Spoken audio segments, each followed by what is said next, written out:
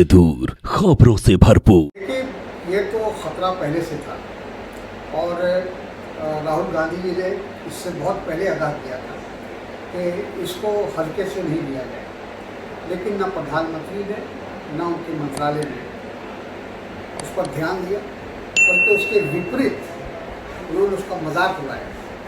और साथ में जो हमारे स्वास्थ्य मंत्री हैं डॉक्टर हर्षवर्धन, उन्होंने कहा कि भारत में ऐसा कोई खतरा नहीं, किसी तरह की घबराने की बात नहीं। उन्होंने पार्लियामेंट के फ्लोर पर ये बात कही।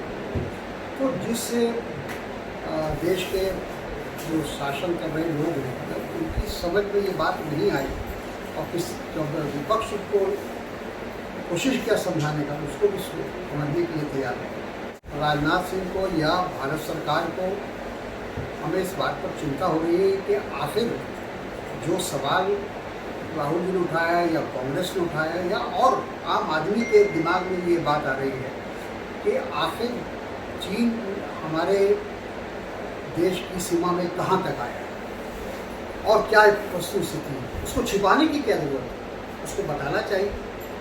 और ये ऐसा लगता है कि हम चीन से घबरा रहे हैं, बातचीत करने में घबरा रहे हैं और जिस तरह से उनसे बात करनी चाहिए उस तरह से बात नहीं हुई।